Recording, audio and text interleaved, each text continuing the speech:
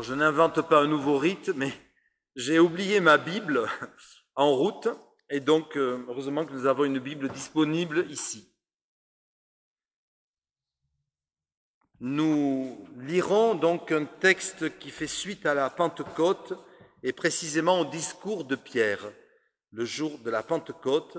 Ça se trouve dans Actes, chapitre 2, versets 37 à 47. Alors encore bienvenue à tous, frères et sœurs, et bienvenue à ceux qui nous écoutent ou écouteront sur Internet. Et merci à Robert pour son ministère de diffusion de la parole. Donc, Acte 2, 37 à 47. Après avoir entendu le discours de la Pentecôte, ils eurent le cœur vivement touché. Et ils dirent à Pierre et aux autres apôtres, « Hommes, frères, que ferons-nous » Pierre leur dit, « Repentez-vous et que chacun de vous soit baptisé au nom de Jésus-Christ pour le pardon de vos péchés et vous recevrez le don du Saint-Esprit. Car la promesse est pour vous, pour vos enfants et pour tous ceux qui sont au loin, en aussi grand nombre que le Seigneur notre Dieu les appellera. » Et, par plusieurs autres paroles, il les conjurait et les exhortait en disant, « Sauvez-vous de cette génération perverse. » Ceux qui acceptèrent la parole furent baptisés, et en ce jour-là, le nombre des disciples augmenta d'environ 3000 âmes. Ils persévéraient dans l'enseignement des apôtres, dans la communion fraternelle, dans la fraction du pain et dans les prières. La crainte s'emparait de chacun et il se faisait beaucoup de prodiges et de miracles par la main des apôtres. Tous ceux qui croyaient étaient dans le même lieu et ils avaient tout en commun. Ils vendaient leurs propriétés et leurs biens et ils en partageaient le produit entre tous selon les besoins de chacun. Ils étaient chaque jour tous ensemble assidus au temple, ils rompaient le pain dans les maisons et prenaient leur nourriture avec joie et simplicité de cœur, louant Dieu et trouvant grâce auprès de tout le peuple. Et le Seigneur ajoutait chaque jour à l'Église ceux qui étaient sauvés. Seigneur, merci de nous rassembler ce matin encore, et merci de toucher nos cœurs par ta parole, qu'elle soit vivante en nous, qu'elle fasse son travail, et nous nous en porterons mieux, et nous avancerons vers toi. Amen. Frères et sœurs, la parole de Dieu, la Bible, est-elle toujours d'actualité? A-t-elle encore le pouvoir de toucher les cœurs comme à l'époque de l'apôtre Pierre, de changer des comportements qui passent de l'individualisme à la vie communautaire? Est-elle capable de convertir un même jour 3000 personnes? Alors la réponse à toutes ces questions, eh bien, elle est, je pense, dans le don de l'Esprit Saint. Que faisons-nous et que fait de nos vies l'Esprit Saint? Alors, mon premier point sera le suivant, une parole qui interroge, qui interpelle. Alors, voyez, on est là à la fin du premier discours de l'apôtre Pierre, après la Pentecôte. Et dans ce discours, le disciple de Jésus a brillamment retracé la vie et le ministère de Jésus. Il a notamment démontré que Jésus est vraiment ce Messie que les Juifs attendaient à l'époque et que pour la majorité d'entre eux, ils attendent encore. Et sa démonstration est tellement puissante et convaincante que les gens qui sont là, touchés par la parole, posent une question, inspirés par l'Esprit. Et maintenant, que devons-nous faire? Donc ils ont envie que quelque chose bouge en eux, que quelque chose se passe. Oui, la parole suscite un mouvement. Tout d'un coup, ces braves gens qui étaient là prennent conscience de leurs péchés. Et voilà bien l'impact de la parole, frères et sœurs. Elle est puissante, elle est convaincante et elle suscite, je l'ai dit, une réaction. Et cette réaction confirme ce que dit le prophète Ésaïe, un passage célèbre. La parole de Dieu qui sort de la bouche de Dieu ne revient pas à lui sans avoir produit son effet. Voilà. C'est comme, on dirait, une flèche d'amour qui touche un cœur, qui redescend, mais qui touche toujours sa cible.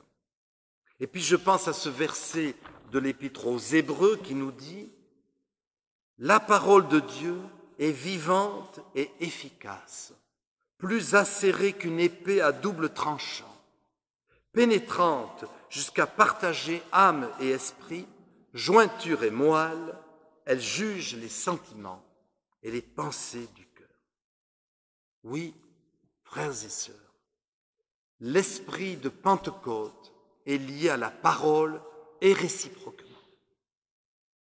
Vous savez, sans l'esprit, eh bien, la parole, la Bible, reste lettre morte.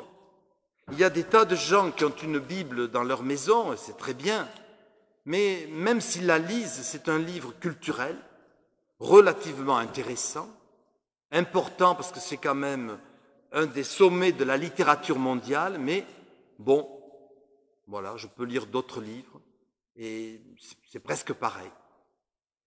Eh bien, c'est l'esprit qui seul peut nous dire intérieurement, mais ce que tu es en train de lire, c'est vraiment Dieu qui te parle.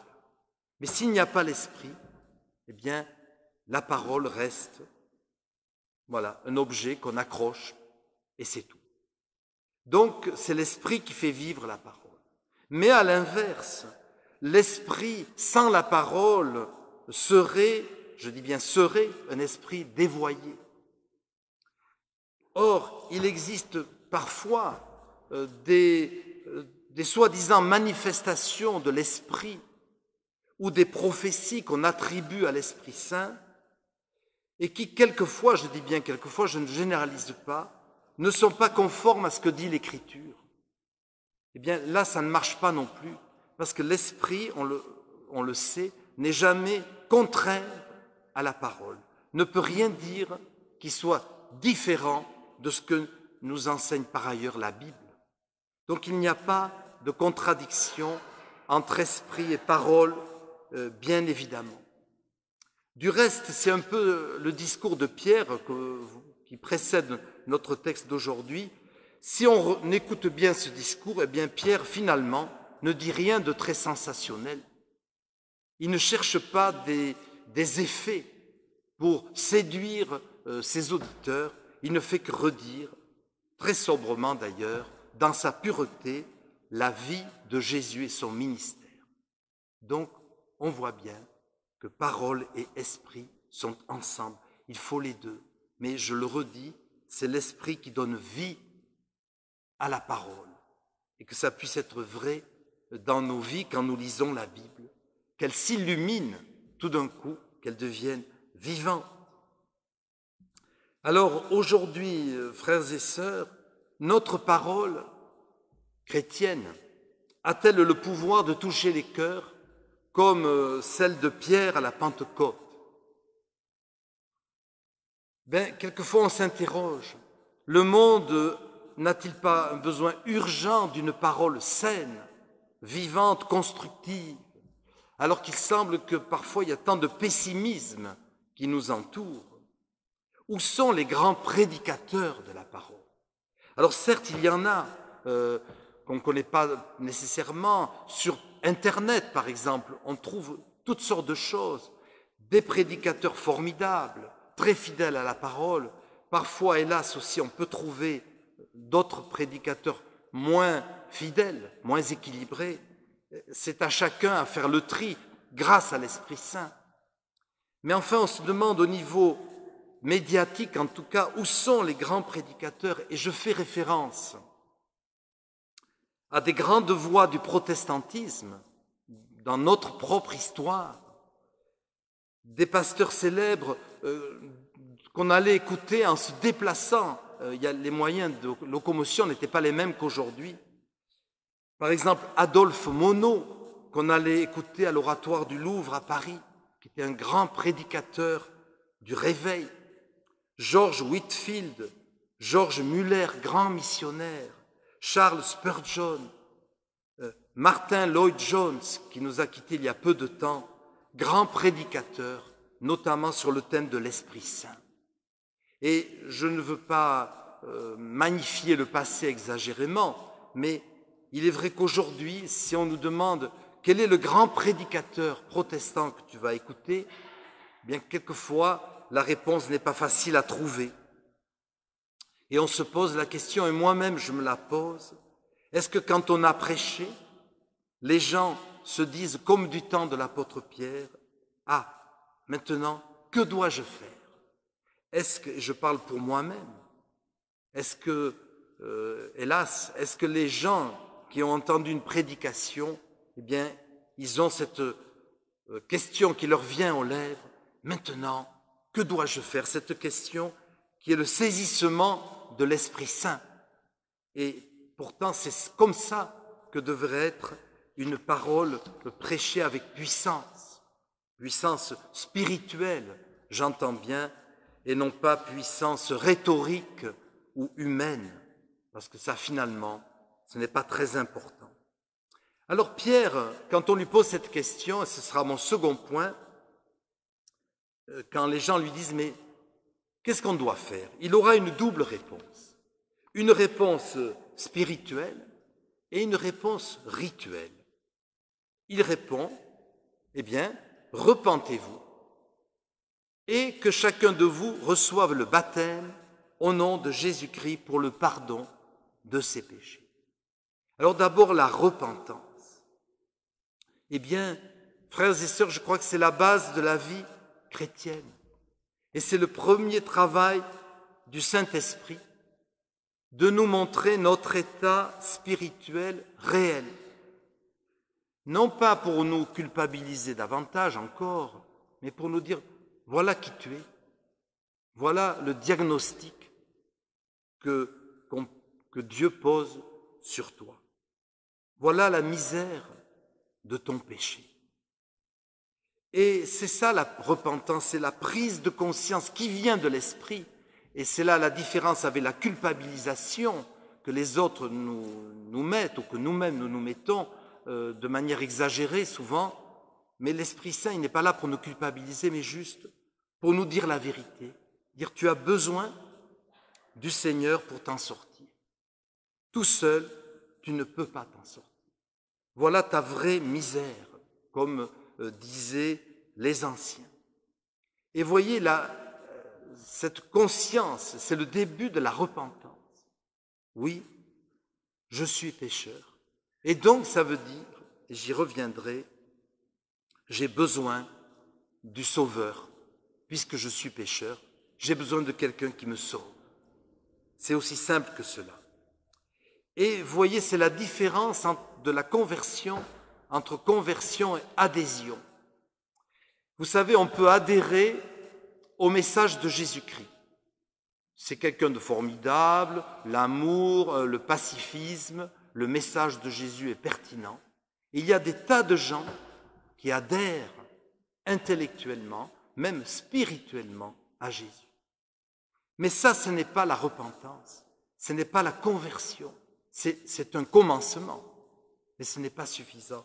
La vraie conversion, ce n'est pas simplement une adhésion du cœur ou une adhésion intellectuelle, c'est un bouleversement qui fait que, en retour, nous aimons Jésus de manière inconditionnelle et qu'on est prêt, comme le fera plus tard l'apôtre Pierre, à donner sa vie pour lui.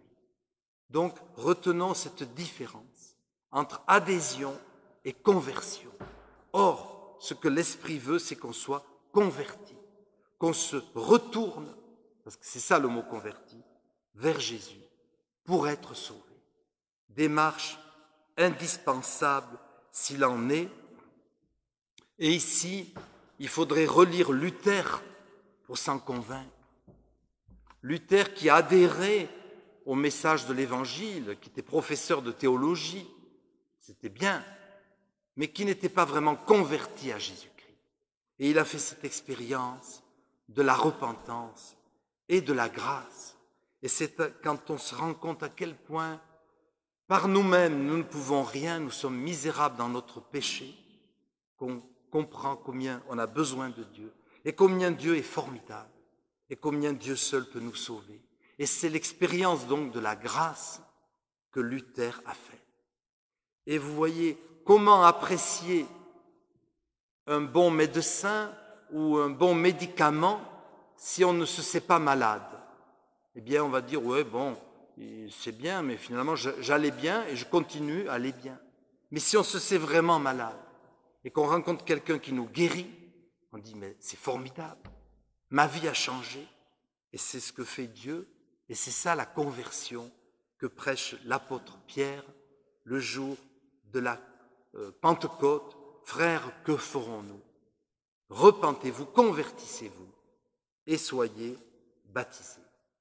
Alors, plus brièvement, je parle du baptême, parce qu'il est curieux tout de même que Pierre mette sur le même plan cette conversion dont je viens de parler et le rite du baptême.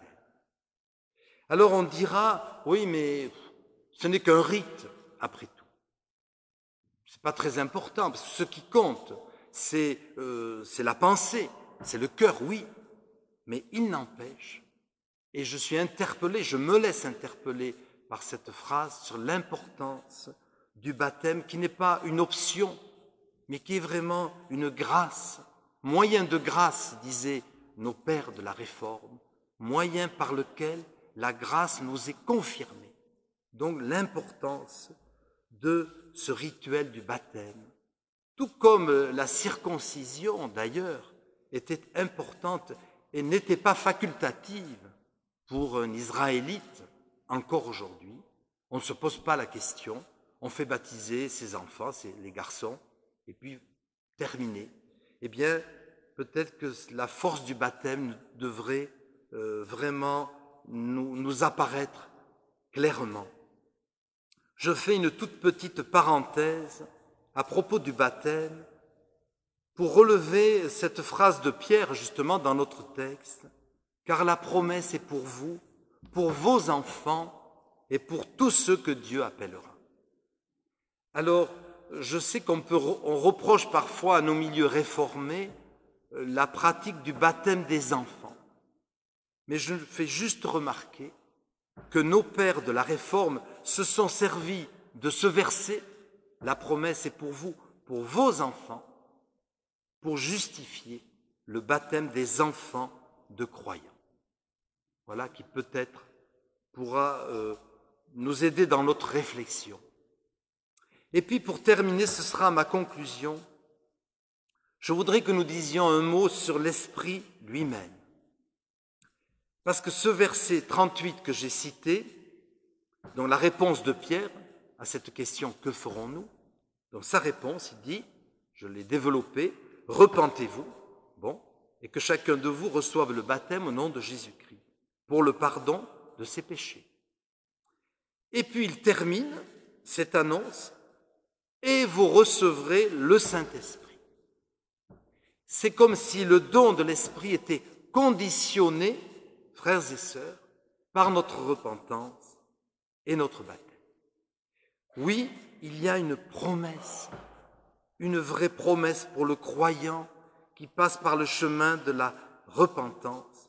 C'est l'intervention de la personne même du Saint-Esprit. Et là, vraiment, je voudrais nous dire tous ensemble, que cet esprit de Pentecôte, qui a converti le même jour 3000 personnes, qui a guéri, c'est juste après notre texte, le boiteux qui mendiait, le pauvre, sur le parvis du temple, eh bien Pierre qui lui dit, écoute, je n'ai ni argent ni or, mais ce que j'ai, je te le donne. Au nom de Jésus-Christ, relève-toi. » Et le boiteux a été guéri. Donc cet esprit, frères et sœurs, eh bien, c'est toujours le même. Il n'a rien perdu de sa puissance. Et aujourd'hui, il nous est promis, il nous est donné. Vous recevrez le Saint-Esprit. Et ça ne s'adresse pas à une élite, à quelques clercs ou quelques chrétiens spécialisés, mais non, à tous ceux qui sont là et qui ont été bouleversés par la parole, vous recevrez l'Esprit Saint. Alors, frères et sœurs, eh bien, apprêtons-nous à recevoir cet esprit de puissance, de conviction de la parole. Et alors nous verrons refleurir nos déserts dans nos propres vies peut-être, car nous avons besoin d'être bouleversés par l'Esprit, et puis dans la vie de nos paroisses, de nos églises. Oui, l'Esprit Saint veut travailler encore aujourd'hui. Dans le souffle de Pentecôte, eh bien, sachons l'invoquer, lui faire confiance, l'attendre et même précipiter sa venue. Amen.